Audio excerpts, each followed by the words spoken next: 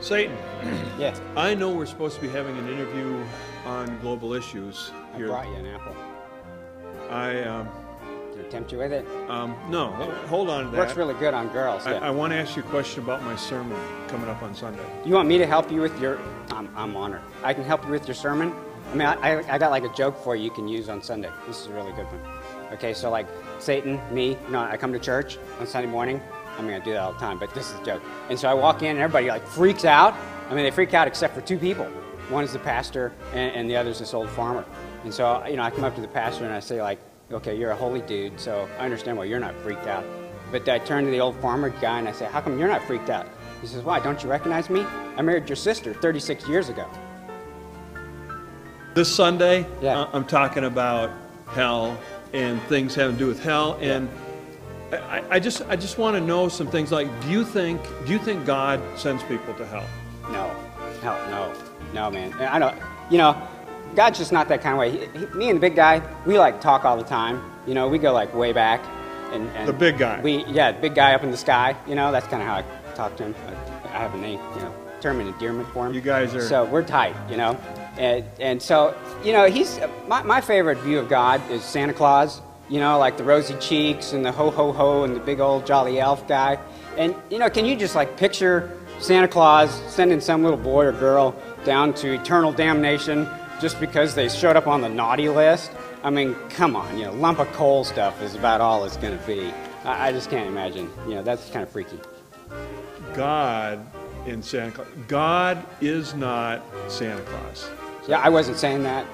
I can tell you what, can I think I'm the Bible. Think I'm going to contaminate it or something? It's not going to hurt you. You burn it afterwards or something if you don't like it. But it's like it even says here in the Bible, in 1 Peter 3:9. I love this verse. It says, God is not willing that any should perish.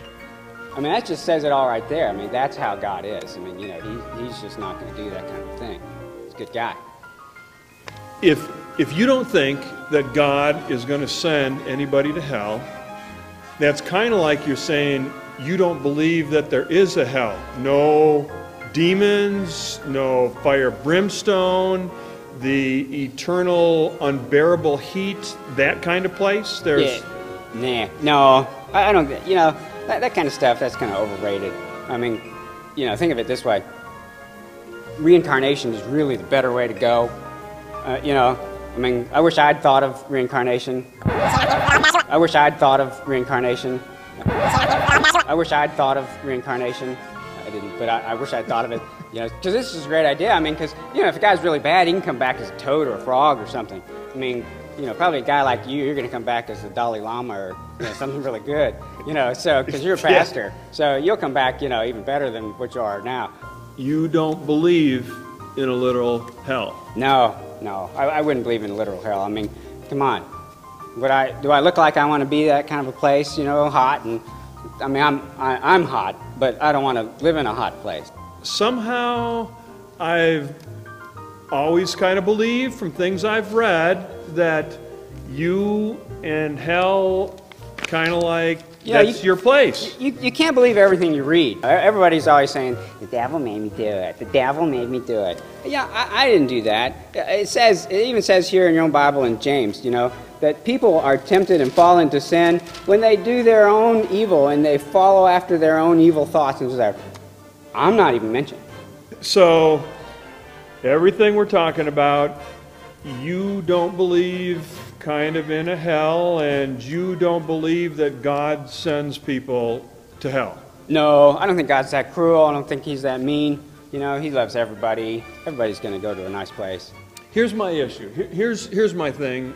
Listening, and I'm trying to fit all this together, and some of it doesn't make a lot of sense. And I guess the thing that really is my big question about this is somewhere God said, and I'm wondering if this has anything to do with anything here.